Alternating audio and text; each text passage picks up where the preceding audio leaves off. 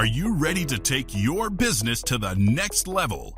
Every day there are countless books and articles that are published offering the key on how to make your business a success. It's easy to feel overwhelmed trying to keep up and run your business.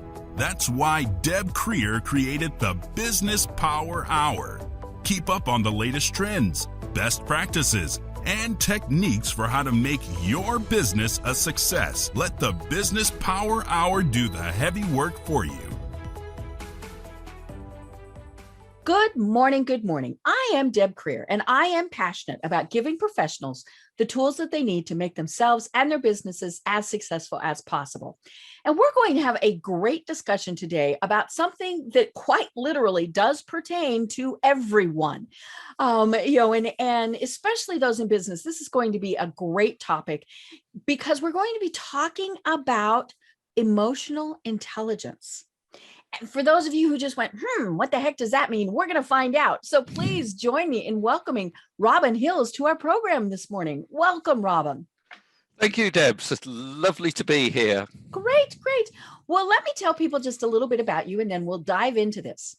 So Robin Hills is the director of EI for Change, a company specializing in educational training, coaching, and personal development focused on emotional intelligence, positive psychology, and neuroscience. He has taught over 250,000 people in 185 countries how to build resilience, increased self-awareness, and understanding of others. His educational programs on resilience and emotional intelligence cover the most comprehensive and detailed education of any emotional intelligent organization and are today used in educational establishments in South Africa and India. Robin is also the author of 2 books and has, through his work, developed the experiential coaching methodology, Images of Resilience, to support cathartic conversations around resilience. He has delivered keynote speeches at conferences across the world, including Harvard University, and he sits on the Northwest Committee of the Association of Business Psychology. So again, Robin, welcome. Thank you, Deb. That's a lovely introduction, and I listened to it and I thought, "Oh, is that me?" I know. I love it Yes, when we it listen is. to our own bios. We're like, "Ooh." Yeah. Oh, that sounds impressive. Well, it's all true. It is. And, and thank you. I was reading your bio on your website, and there, of course, you talk about all the certifications and things that you have, which are many. But I'm glad that we want people to go to the website to see those, because sometimes my tongue really gets tangled up on some of those things. Mine too. I know. So let's I always like to get to know my guests a little bit better by having them talk about where they got to, how they got to where they are today, and how you discovered that this truly is your passion in life. So tell us a little bit about that. Oh, that's an interesting question, Debs. Yes, I started my career having got my degree in this is going to age me, the early 80s. And I worked in... I'm that age too. I worked in medical sales in London for a number of pharmaceutical companies, and my career in medical sales peaked when I went into teaching.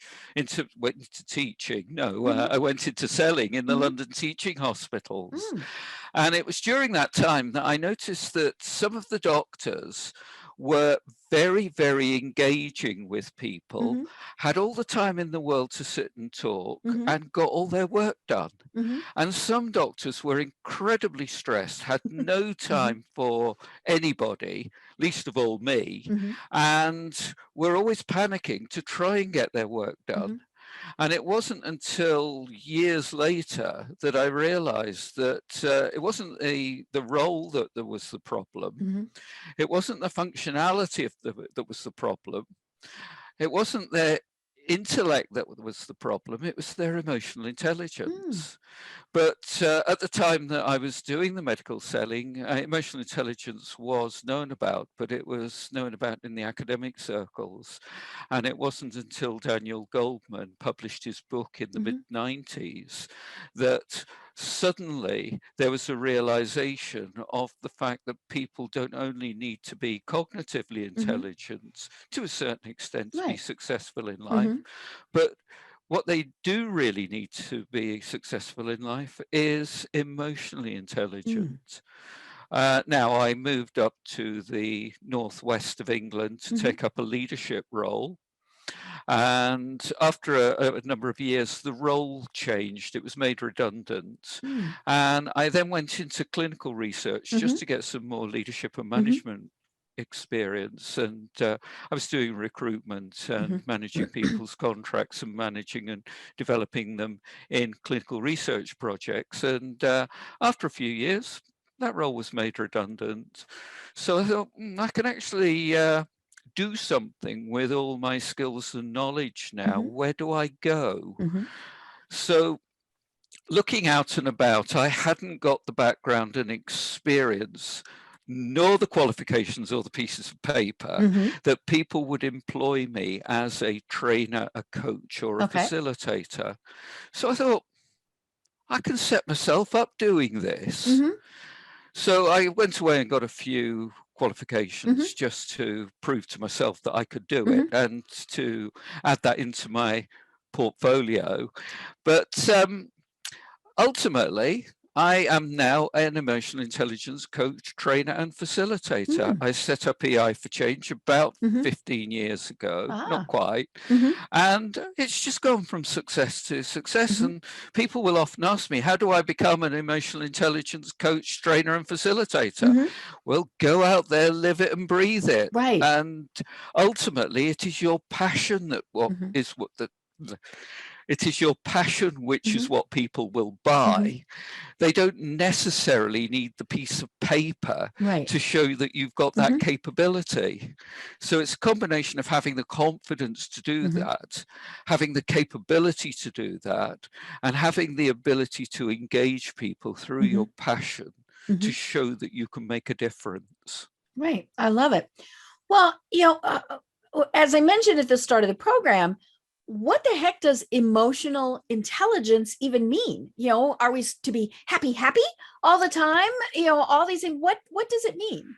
No, emotional intelligence is not about being emotional, although emotions are involved. Let me give you a really succinct, easy definition of emotional intelligence. I've talked about cognitive intelligence. Well, intelligence is part of emotional intelligence. It's being smart with your feelings and knowing how you can utilize your feelings in order to build up good quality relationships and make decisions, make appropriate decisions. That is emotional intelligence. It's not about being nice. It's not about being kind. It's not about being happy all the time, although this is what we are aspiring towards and trying to create in the world, a caring, sharing place where everybody can be kind to each other and to be happy. Now, realistically, unfortunately, it's not going to happen because people have different viewpoints and different values. But if I go out there and espouse my art of being emotionally intelligent, hopefully somebody will pick up on it and it'll be meaningful to one or two people. And it is about appropriate types of having your emotions. Bad things happen.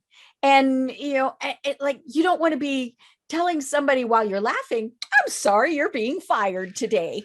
That's right. And clearly there are times where we have to have the empathy to be sad, to be all those things. I'll admit I'm a royal watcher. I love the drama of your royals. And, of course, recently you lost Prince Philip, and several of the articles here in the United States were talking about how stoic the Queen is. And it was saying that, when appropriate, she does shed tears. She does, and I'm sure that there are many times, and this is with any leader or anyone, behind closed doors, we break down. But when we need to show that strength, we show that appropriate strength.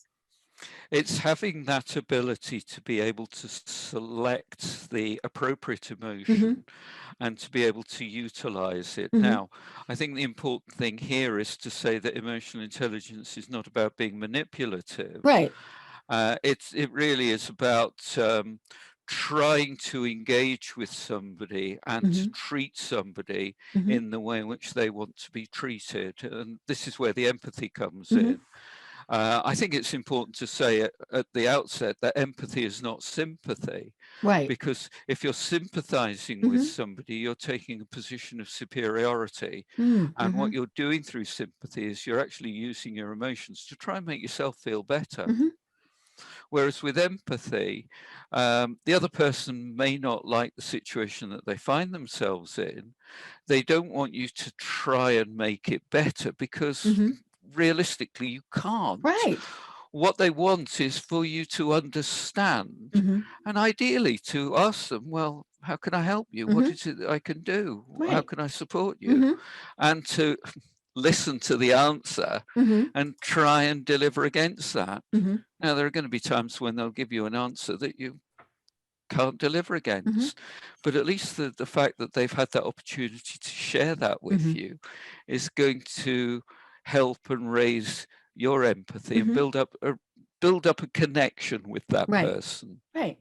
Yeah, you know, and that's what we do see in good leaders is we see them, you know, being empathetic without kind of that. And, you know, I it's the good leaders, obviously, you know, as I said, that, you know, they don't, you know, as my grandfather would have said, they don't wallow in it.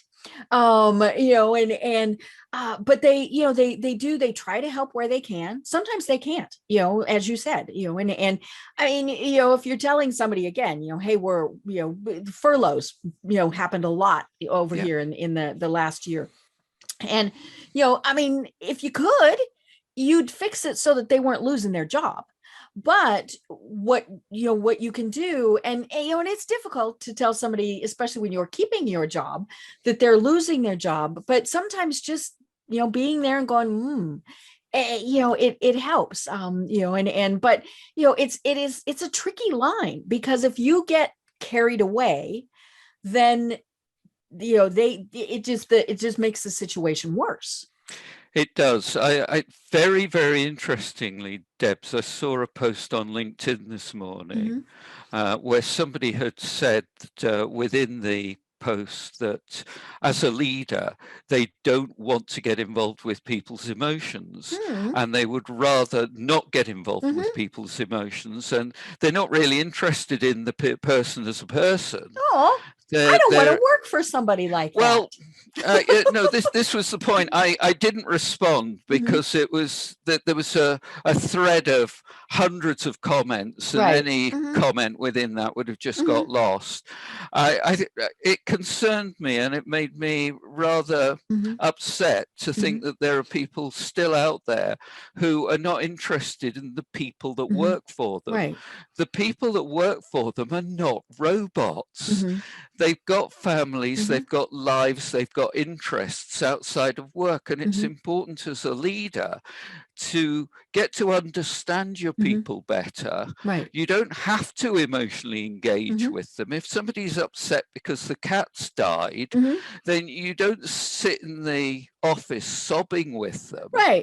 What you do is you actually say, I'm desperately sorry to hear that you've lost your cat. You've had it for a number of years, and it's obviously a major part of your family, and it's obviously impacting upon you emotionally. Is there anything that I can do? What can I do to help you? Now, that's a very simple question, and the answer may be, well, cut me some slack for a day or two, or can I have the afternoon off, or I'm not feeling particularly engaged at the moment. I just be aware of it. Whatever it is that the person is telling you, then respond to it as a leader. If you might not be able to give them the rest of the day off, but explain why. Yeah, and also if you are forcing that person to work under a climate where you're not interested, then they're not going to give their best work, are they? Yeah. So a little bit of empathy, a Mhm. little bit of understanding, a Mhm. little bit of emotional Mhm. intelligence will help you to get the Mhm. best out of that person, Mhm. not only in the short term, but in the Mhm. medium and the long term. And they Right. will want to stay Mhm. with you because they are being treated like a Mhm. human being, Mhm. not a robot. Right. Now, what about the opposite of that? The boss, the supervisor, the business owner, even sometimes the team member who wants to be your best buddy and wants you to share everything with them. And that happens frequently when someone has been promoted from the ranks. Yes. They're you were best buddies. You went out for drinks on Friday night, and now you're the boss. How does that work? Well, I think in the short term it doesn't work. Mm-hmm. And we've got to be realistic here. If you've got that kind of friendly Mm-hmm. relationship, then whether you like it or not, it's going to have to change Mm-hmm. on both sides. Right. Because as the boss, you're going to be in receipt of confidential Mm-hmm. information that you can't share. Mm-hmm. You're going to be in receipt of strategic Mm-hmm. information that you can't share. So you're going to have less of an open Mm-hmm. relationship. And whether you like it or not, there's a degree of hierarchy there. Even in the flattest structures, Mm-hmm. there's a bit of lumpiness there. And I Mm-hmm. think you just got to both accept Mm-hmm. that the relationship is going to have to Right. change. Um, it's going to be unfortunate, but Mm-hmm. these things happen. Mm-hmm. You can't switch off at the weekend, meet up Mm-hmm. Yeah, as you can't best be buddies on buddies. the weekend and mm-hmm. It just doesn't work Mm-hmm. like that. But if you can do Mm-hmm. it, you can keep a professional relationship Mm-hmm. going, and you can meet at the weekend, but Right. You don't have talk about one work. drink and then you leave. Yeah, don't talk Mm-hmm. about work. Mm-hmm. Mm-hmm. Talk about Right. the cat. Mm-hmm. Talk Mm-hmm. about the car that you're going to buy. Mm-hmm. Talk about where you're going on holiday, Mm-hmm. if you can go Mm-hmm. away. Right. All these sort of things. There's How are no you gas. coping? There's COVID, but Yeah, yeah, yeah. Just Mm-hmm. create a new Mm-hmm. relationship. And I think the onus sits on both people. So it's Right. not the Definitely. Mm-hmm. boss's Mm-hmm. responsibility to do Mm-hmm. that. It's very much Mm-hmm. between both people to Mm-hmm. agree that unfortunately the relationship is going to change. Right. Yeah, because it is both ways. When way back when I was in corporate America, I would have people that would say, "But you're my friend. What do you mean I can't have tomorrow off? You're my friend." And I'm like, "Yeah, I'm your friend, but I am your boss, and you don't have any more time off." You Yeah. know? Um, And it becomes hard for mhm, both people, mhm, and especially for the leader mhm, who is in that position and mhm, having to do that for the first time. mhm. Oh yeah. They they don't like it, and I No. think it's up to Mhm, their manager mhm, to support them mhm, through this mhm. process and to Right. help them and Mhm, to listen and to coach them. mhm, mhm, So it's not, oh, suddenly you're the boss, you've got the title, go away mhm. and do Right. it. Mhm, You've got people there within the organization mhm, to support you, to help mhm, you to move into the leadership mhm. role. Right.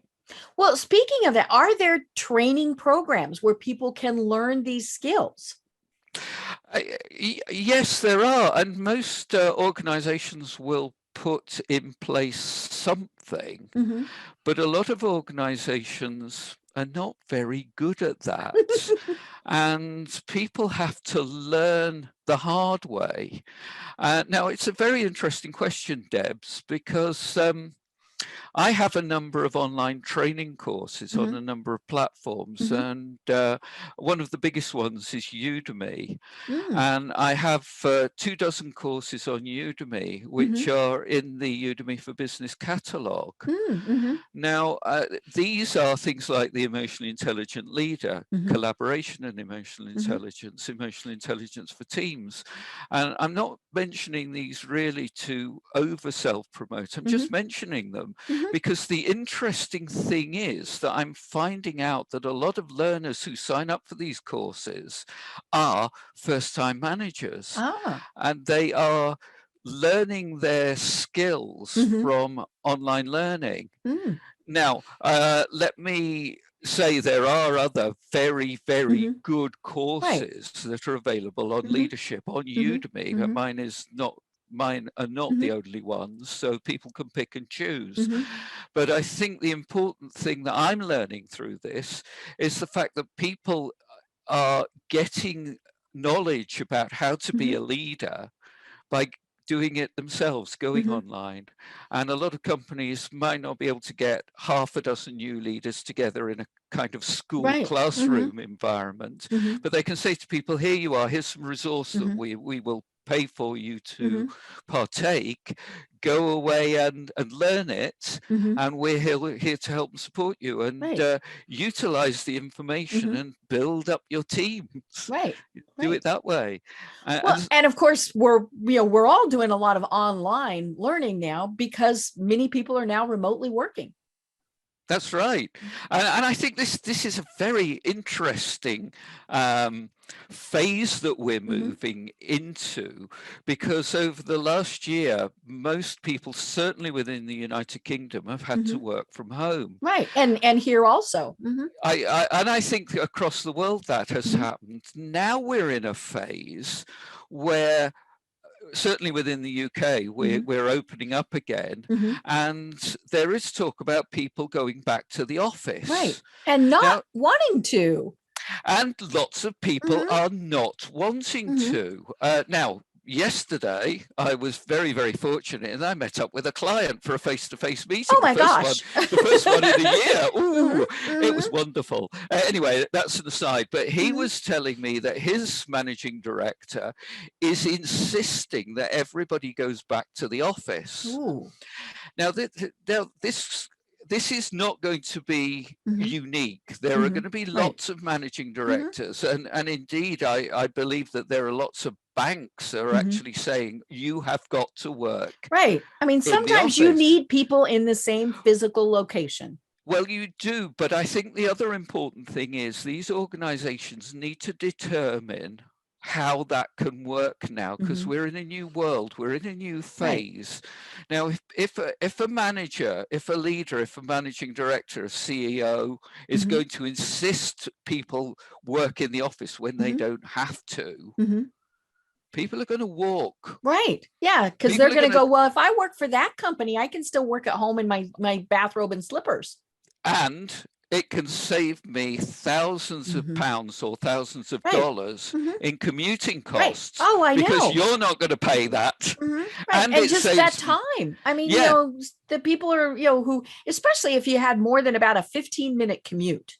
Yeah, and certainly within the United Kingdom, an hour and a half commute is not unheard of. Right. So, you're talking about 2 or 3 hours a day where somebody is traveling when they could be productively working from home or spending time with the cat or sleeping or doing something that is not commuting, doing something which is of more value to them in their lives. So I think we're going to see some major changes over the coming months and years, because people in the C-suite are going to have to change their approach.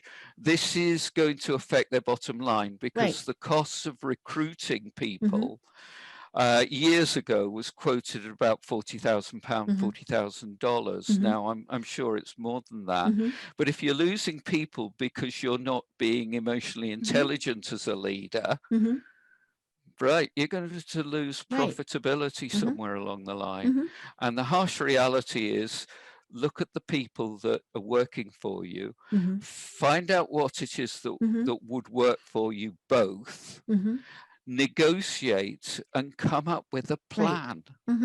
And, Debs, if it turns out that the person has to be in the office 5 days a week, you can't, you cannot be a doctor at home tending patients. You can't be a surgeon at home. But if your job demands that you have to be in a certain place at a certain time, then build it into the contract. Make sure that everybody is aware of that and everybody knows that. But I think a lot of leaders now have to cut some slack with their people. Mm-hmm. They've got to change their way of thinking, Right. and it's going to be forced upon them. Mm-hmm. Right. And it all comes down to communication. It does. If you feel that they need to be in the office, fine, but tell them why. One of the, I was talking with someone and they said, we like working from home. It's great. We like the flexibility. We're getting actually more work done because there's less interruptions. They said, but when we have that quick question where I just want to look at somebody's monitor, you can't do that. And so that's kind of the whole give and take with all of this. And then you toss in the fact that, off and on, we have, now a majority of kids, I think, have gone back to school. But at any point in time, kids can be home again. And a lot of kids, a lot of parents decided homeschooling is good. So not only are they working from home, they're teaching also. And I think that's one of the things that leaders really need to get a handle on is how do we deal with that? Maybe somebody, you're used to them working at 10 a.m. Well, that's when, Kidlet needs the Zoom. But they're going to get their work done. It's just going to be at 10 p.m. Yes.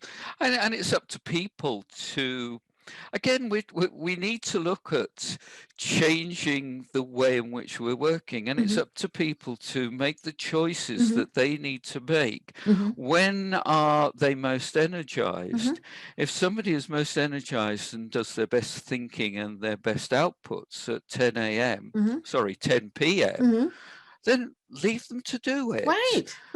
So I think we've got to change the way in which we are managing and leading people and get away from input measurements, key performance indicators and things like that. Yeah. How many hours per day are you working? Yes. And look at outputs. What is it that you need to do in order to be successful and to perform well within that role? Now, it's down to the leader to sit down and work that out. It's very, very easy for a leader to clock people on and clock people off and to have a spreadsheet and to measure this, that, and the other. But throw it open to the person around, this is how we are going to measure you. This is how we're going to review your performance. In 6 months' time, come back to me and we'll sit down and have a review. It doesn't matter how you got there. It's just the fact that you did get there. Right. You were talking to me about going to Denver, Colorado in a few days' time. Well, you getting to Denver, Colorado is going to be easier than me because I'm in the United Kingdom. But if we're both given the outcome of get yourself to Denver, Colorado by the end of next week, it doesn't matter whether I fly into New York and get the train if that's possible, or whether I fly into Denver, Colorado, or whether I take the slow boat from China, as long as I'm actually in Denver, Colorado at that particular time. And it's very much the example that I would give around outputs. What is it that you want people to do? Where do you want people to be? What support can you give them? Right. Yeah. Micromanagers obviously have very low emotional intelligence, because they wouldn't be micromanagers. But I would imagine that all of this has just been horrible for them, because they can't look over somebody's shoulder. They can't, know that you're going to be at your desk at 3:12 p.m. And I mean, I'm hoping that this is kind of pushing those folks aside and really showing them, okay, you either need to learn and grow or, Yes, and let me tell you another little story that supports that. I was doing some work with Manchester Metropolitan University as a coach, and I was coaching somebody in Manchester City Council, and he was telling me that his managers and his leaders were saying to him that over the sessions I was coaching him that home working will never happen over their dead body. And we were having a conversation a week before the first lockdown in the United Kingdom. And he was saying to me that this is what his leaders and managers were saying to him. And I said to him, oh dear, you know, they really are going to suffer because we don't know what's going to happen. But if the government suddenly puts everybody into lockdown, then they're going to have to do it, whether they like it or not. Now, a week later, we were all put into lockdown. So over their dead body, everybody had to work from home. And interestingly enough, Manchester City Council is thriving. Yeah, it's still there and still doing well. Yes. So, you know, I think what we're finding, or what I'm finding, is that it's people of our age group who've not got the flexibility of thinking that have risen up to the top of the pile or floated up some way into the pile, and will be saying to people, well, what's good enough for me is good enough for you. And they are treating people in exactly the same way that they were treated over the years. And they know how to be successful. So they're trying to do their best. But unfortunately, people are experiencing different things, and the 20, 30-year-olds of today are going to be a lot more flexible and a lot more people focused and a lot more IT savvy, and will have better ways of managing people. But I don't know what that's going to be. You don't know what that's going to be, and your listeners don't know what that's going to be. That's going to evolve over the next 20 or 30 years. You know, and the fact that we can now, for many people, if we've got Wi-Fi, we can work from wherever. I mean, you know, or, you know, it doesn't have to be Wi-Fi. It can be, you know, a hard line. But if we have internet, we can work from wherever. And I think, you know, I think we had started to see that in the millennials, and, you know, with the digital nomads who, you know, they just kind of went from place to place. I interviewed somebody one time on the program where they had small children, and they decided that they were going to take this time to show them the United States. So they bought the camper, you know, they had the whatever that they pulled it with, and away they went. You know, and they would, you know, they'd spend, you know, 2 weeks at the Grand Canyon, and Dad would sit, you know, at his little table in the little camper during the day and work, you know, or go to the, you know, local Starbucks or whatever. And, you know, the rest of the family went off and had a great time. But, you know, they also were using it obviously as a great teaching experience, you know. So not only were these kids having fun, they were learning, you know, and you know, and they said, yeah, at some point they're going to have to go back to a brick and mortar house, because, you know, the kidlets might want to be in band or sports, or, you know, all of those things that it takes more little kidlets, you know, but, you know, he said, you know, as long as I have an internet connection, I can work from anywhere. And my boss never knows where I am. And he said, and he doesn't need to know where I am. He just needs to know that I'm getting my job done. And you know, so they were starting that. And now us codgy old people are going, ooh, we kind of like this. You mean I can go to the lake? I can go to the beach. I can go to the mountains and still be working? Yes, I think we've got to support the leaders in the most appropriate way here. If somebody is not performing and they're not delivering against their outputs, then you start to have a different conversation. And you may then need to put in certain inputs to help the person realize that there are certain expectations that are required. Sleeping until 10 every day, yeah, maybe not so much. Maybe not so much. So maybe if people are slipping behind in terms of their deliverables, then the leader does need to sit down and have that difficult conversation. And they do need to agree what is going to happen in order to support both people moving forward. Right. You know, again, it's back to this give and Mhm. take. Mhm. So it's not this nicety, oh, you Mhm. can work from home, you can Mhm. sleep until 10, Mhm. you can take the dog for a walk for Mhm. 2 hours at lunchtime, Mhm. and you can finish at 3 o'clock. If you can achieve everything that you need to by Mhm. that lifestyle, brilliant. Right. But I think we ought to add more work into your day. Right. Yeah. You know, if you're only working 4 hours a day, maybe we can give you some more work. Yeah, Mhm. and let's go back to the conversation that we had about people working from home. Mhm. If people are not commuting and they've got an Mhm. extra hour or two that they can devote to work, then perhaps they can get more done, Mhm. and perhaps the company can have better Mhm. profits because they're Right. actually being more Mhm. effective, Mhm. and people are actually delivering Mhm. over and above what they should have Mhm. been Right. delivering. Right. So, you know, there's some really, really interesting Mhm. questions that are going to be thrown up, and they're Right. going to have to be Mhm. answered over the Mhm. coming months. Right. Oh yeah. The next year, I think, is still going to be, you know, because we're still trying to figure this out. You know, Mm. and it's not just the managers that have to have the emotional intelligence. It is the employees too. I mean, you know, we have to be thinking, okay, you know, I have to be a grown up about this. You know, is maybe the easiest way to put that. I have to be responsible. You know, I can't think that I can sleep till 10 and then walk the dog for 2 hours and do this and this. You know, and of course it is kind of in everybody's nature to kind of push, you know, to see, you know, Yes. what can I get away with? Yeah. But you know, that's what a 6-year-old does.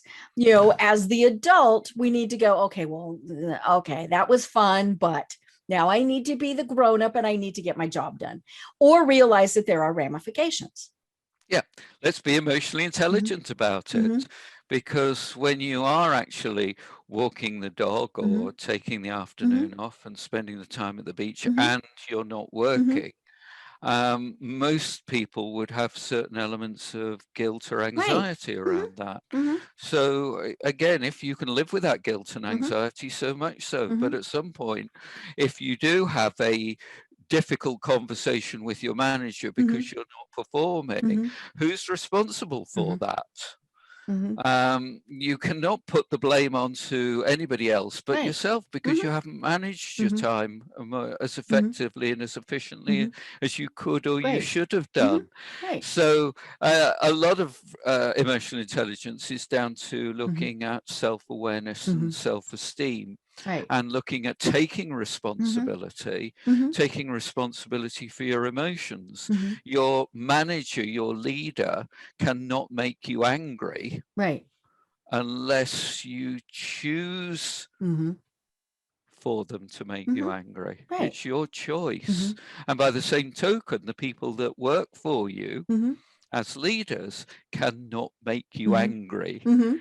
You're choosing anger, Mhm. and a lot of leaders will be angry, Mhm.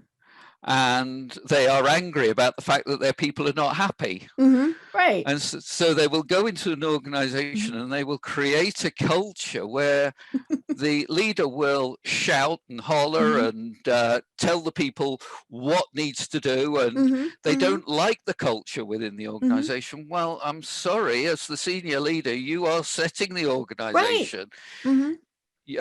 organizational culture. Mhm. You can't tell people to be happy. You Mhm. have to encourage the Mhm. culture which allows them to Right. be happy. Mhm.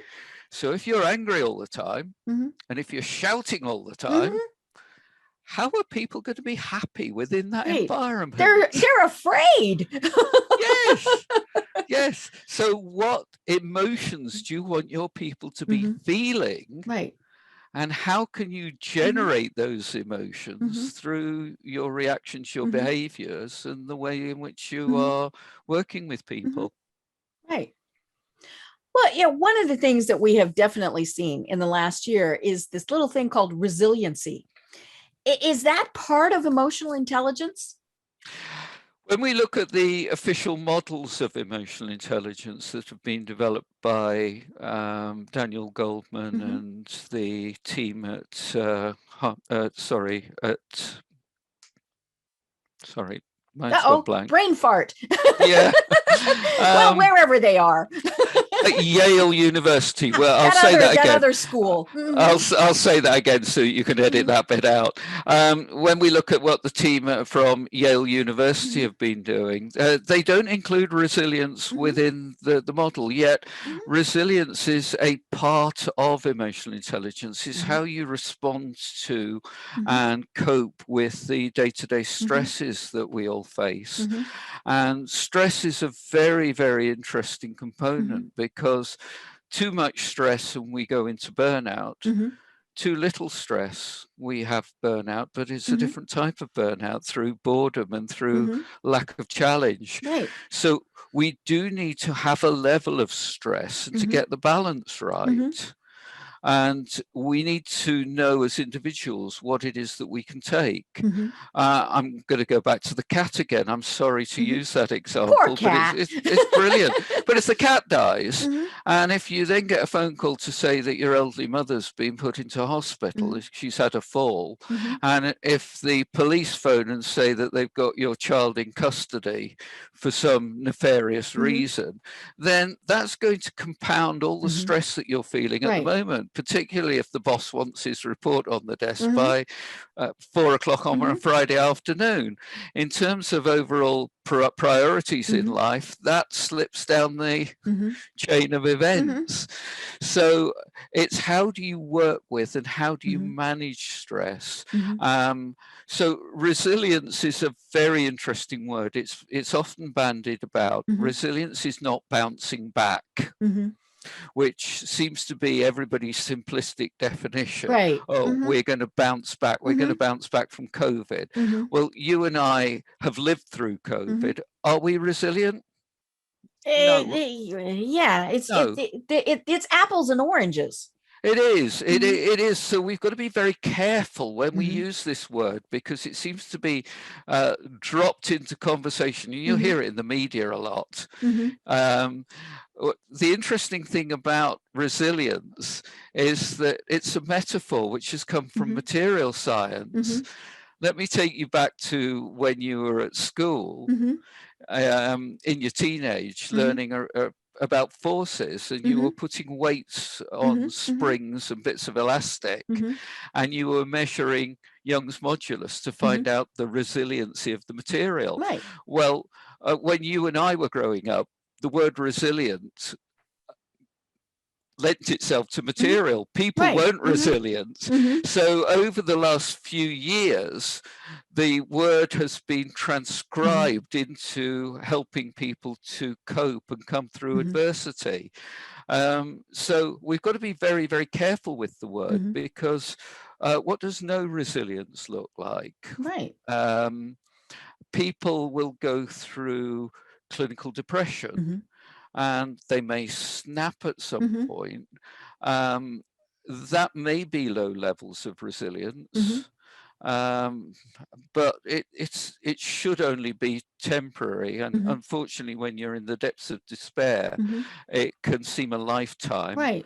And we've just got to recognize that people need the right level of support. And there's nothing wrong going along to your physician and saying, I need some medication to help me pull through this. Because there are some really powerful medicines to help with depression. What about too much resilience? Yeah, you're always the stiff upper lip. You're always the stiff upper lip. You're not listening to anybody. It's me all the time. And unfortunately, we saw it in your last president. Oh yeah, just a little self-centered. Whereby, there was just too much resilience there, and he wasn't reacting to what the environment was telling him, and it was very much he was trying to control the world around his paradigm, and it didn't work. So there are a lot of leaders that can have too much resilience, and I think they've got to watch for it. They've come through adversity. They've adapted to the change management program. So why hasn't everybody else? Right. And I think that's the thing that everybody needs to remember is everybody deals with it differently. Yes. And that is, of course, the challenge of the manager. And it is, truly a challenge. and and it could be, in your family also. I mean, it's whoever's kind of that person in charge, to know that everybody is different. One thing that will just reduce somebody to a blithering idiot of tears, somebody else looks at and goes, eh? But the person who has their good cry then is good to go. Whereas the one who went, some tiny little thing will break them because it all just built up, and all of these things. And of course, that is the challenge for managers, because we don't want to do that. We want everybody to be exactly the same. And that is the hard part, is figuring out, and of course it's much harder remotely, because we're not picking up on a lot of the subtle signs that that people have, and especially when we haven't seen some of these folks in maybe 6 months, maybe even a year in an office environment. And so it's hard to miss those signs of when somebody needs a little help or something, especially if they don't feel that they can tell you, hey, Robin, I'm struggling a little bit now.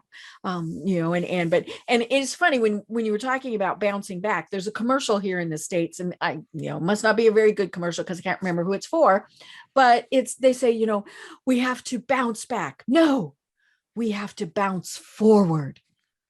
What? And I've heard that in terms of resilience, and bouncing forward is better than bouncing back, because you can't go back to how things were. Right. And they're not going to. Anybody who keeps saying, I can't wait for it to go back to normal, that's not going to happen. No, because the normal that we are working with is what's happening in this particular moment of time. We can't go back to 2019. And we can't project 2019 into 2022. 2022 will be completely different, because we will have learnt, we will have grown, we will have developed through that. Now, we may move forward into some semblance of what things were, but there will be major changes that will come out through that, that probably you or I don't even know at this stage. We may be on tenterhook for lockdown at any moment. We may not be allowed to travel internationally to the extent that we would like to. Hey, the airline tickets are going to skyrocket. So hopping on a plane and popping over to Paris for lunch, not going to happen for a while. It's not going to happen. And I think we've just got to look at adapting our lives around what the normality of the present moment will allow us to do. So what I can do today on, what's the date? We're doing this 12th. On the 13th of May. Yeah. So what's happening on the 13th of May, I will be allowed to do different things on the 20th of May. That will be the new normal. And there on the 20th of May. And then on the 20th of June, I will have a different level of normality. So what is it that I can do today? I might not like it. I might feel as if I'm being constrained, but what is it that I can do within those constraints? Well, the thing that I can do is to make the choices that are available to me, and put myself in control of making the best choice. I might not like the choices, but I've still got the choice. Right. So can we learn to be more resilient? We can, and I think the most important thing that I say to people when we are talking about managing adverse situations is, what is it that you need to do to put yourself in control? What choices can you recognize that are available to you? And what choices can you make there? I think one of the key things is to learn to be a lot more flexible and adaptable, but also to make sure that you organize your life in order that you can be flexible and adaptable. The other important thing there is to have this mindset that you can solve problems. Mm-hmm. Again, I'm going to repeat what I said a few minutes earlier. You will have a number of choices open to you. Mm-hmm. You might not like the range of Mm-hmm. choices. You might have felt that a few years ago you had a lot more choices open to you. Well, that was a few years ago. Today, what are the choices open to you?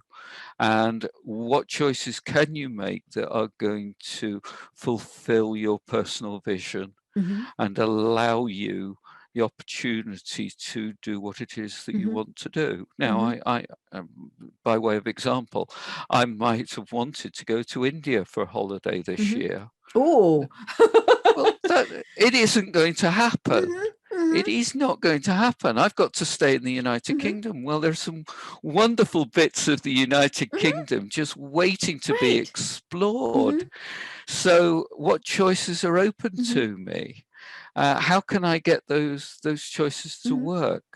And I think the other important thing in terms of learning to be more resilient is to build up an appropriate network of people that you can yeah, draw we're not in this on. alone. We're not. No. So who can you go to talk to and say, I've got a problem? Will you listen to me? I've been married for a number of years. I don't go and talk to my wife because she doesn't listen. She'll tell me exactly what I should be doing. The person I go and it's speak right. to, yeah, she's right. Yeah, she's right. The person I go and speak to is my eldest daughter. Ah, interesting. And she's a counselor for Mind, and I'm very proud of her. But she's learnt the art of listening. And sometimes I just need somebody that I can splurge onto, and she's there for me, and she will listen. And she understands that her mother's not very good at listening. But my wife, I desperately love her. Of course. We've been married for, crikey, 30, 35 I know. years. I've run out of fingers on mine too. It's like, yeah. But the beauty of it is it's a very strong relationship. But she's not the person that I go to. I go to my eldest daughter. So who is it in your network who you can go to who will listen to you? Now, if I want some fun, if I want a bit of silliness, if I want to just be a kid again, and I get her in the right frame of mind, I'll go and spend some time with my wife. Right. When you can go to the pubs. Yeah, that's right. And I've got friends that I will draw on if I want to talk to them about certain things. And you've got friends too. There'll be certain friends that you'll go along and you'll talk to them about your experience as a student. There'll be some people that you'll go along and talk to about your experiences when you're on a holiday. So the important thing is to get connected and also to be socially competent within that network. So it's a two-way street. People will be coming to you for certain nourishment. What is that? What is that? And that will help you to build your resilience, and that will help the other person to build your resilience. Right. It's funny. This whole conversation, I keep thinking, what we just have to be, and sometimes we just have to be grown-ups. I mean, that somehow that just keeps entering my mind, is that, we just have to be a grown-up about the situation. And of course that's different for every person, but in some ways that is true. I mean, we have to take responsibility.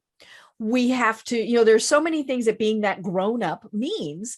But that kind of is what this is. We have to learn to be that responsible person. And, usually that's a grown up. Now, I mean, some people were grown ups when they were 8 years old, right? We've all known those precocious children who, I have a younger cousin who, oh my gosh, he's not even 4.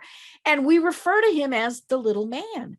I mean, because he's just this tiny little short man. He's right over, he's very, and, who knows what he's going to be like when he's 6 or 16, and all of those things. But yeah, it's kind of that attitude, right? He's in charge. But that is kind of what we're talking about. You have to be that grown up, that responsible person, but that cares about other people. I mean, that's the whole thing.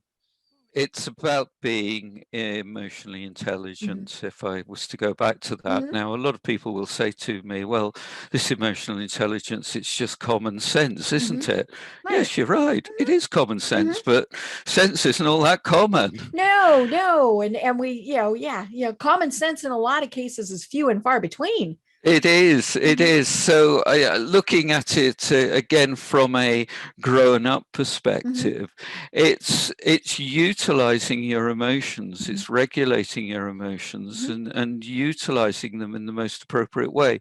You cannot scream and bawl like you could in the playground when you were nine years old. My foot.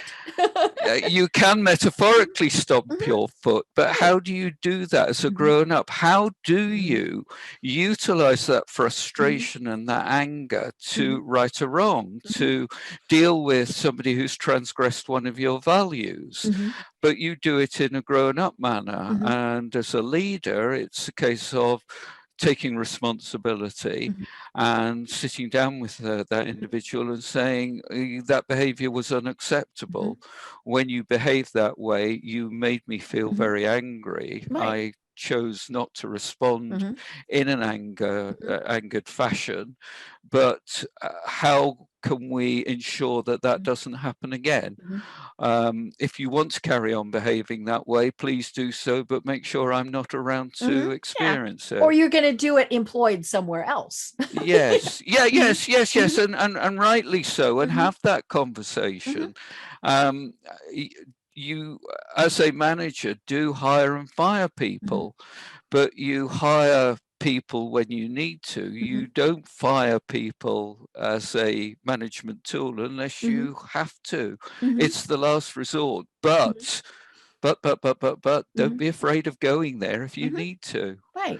That's part of being the grown-up. It's part of being a grown-up. It's part of being a good leader. It's part of being a good manager. You're actually supporting all the other people that remain within the organization, because they can see that that sort of behavior is just not going to be tolerated. Yeah. And I think maybe that's the thing to remember is it's not just for that one person, it's for everyone else. They need to know there are rules, there are procedures, there are ramifications, and because to some degree we like rules. I mean, as much as we might fuss about them, we still kind of like some rules.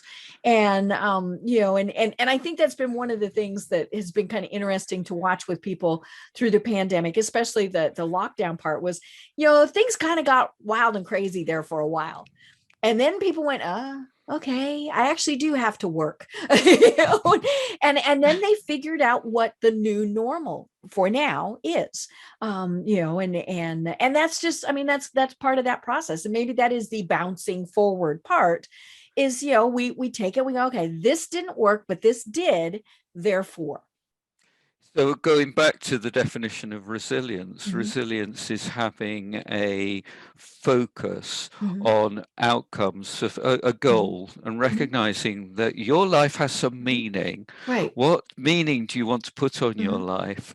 Having the creativity and the flexibility to be able to adapt around circumstances to lead you towards that endpoint, and to do so with a level of humility and enjoy it. Enjoy the ride, whether you bounce back, forward, sideways, or whether you just smoothly move into the future like a swan gliding over the lake. Bounce. Yeah. No, do it like a swan moving over a lake. You can't see its little feet piddle paddling underneath, going furiously. 90 to the dozen. Yes. But yes. Yeah, I love it. Well, oh my gosh, Robin, we are almost at the top of the hour, and this has been absolutely delightful. And we didn't discuss, and so we have to have you back because I would love talking to you about the difference between men and women. And because there is, for anybody who says, and maybe it's not, by sex, maybe it's more femininity and masculinity, and how we deal with things. But we'll have you on again because I would love to have that discussion, and I think it would be so much fun. But until then, tell us more about specifically what you do. Well, as I've said all the way through, I'm an emotional intelligence coach, trainer, and facilitator. I hope you can see the passion that I've got for the subject. You can find more about me on my website, which is ei4change.com. That's the number 4, ei4change.com. If you're interested in my courses, go and have a look at courses.ei4change.info. Okay. But the website will lead you there if you click through. You can find me on LinkedIn, you can find me on Facebook, you can find me on Twitter, and most of the other social media platforms. Just look for me. I'm happy to connect with anybody. So just feel free to reach out. And if you've got any questions, or if you want to know anything, or if you agreed with what I've said, or if you disagreed with what I've said, please feel free to drop me a line. Robin@ei4change.com. Can't get much easier than that. Yeah. Oh, and that's Robin with an I, because yes. Robin in the United Kingdom is a name for men, and it comes with an I rather than a Y. Right. I love it. Well, this has really been so much fun. I love talking about things like this, and it really is just so much fun. But, do you have any final words of wisdom for everyone? I think if I can sum up what we've been talking about today, get to know yourself, get to know your strengths, and get to know your limitations. The world will not adapt around you. You have to adapt around the world that opens up before you. Make the best choices that you can with the options open to you, and just be. I love it. Well, I've been having a delightful conversation with Robin Hills of EI4Change. I'm Deb Creer. Until next time, everyone have a great day. Thank you, Debs. Tune in for our next program for even more trends, best practices, and techniques for how to make your business a success. The Business Power Hour, hosted by Deb Creer, is proud to be part of the C-Suite Network.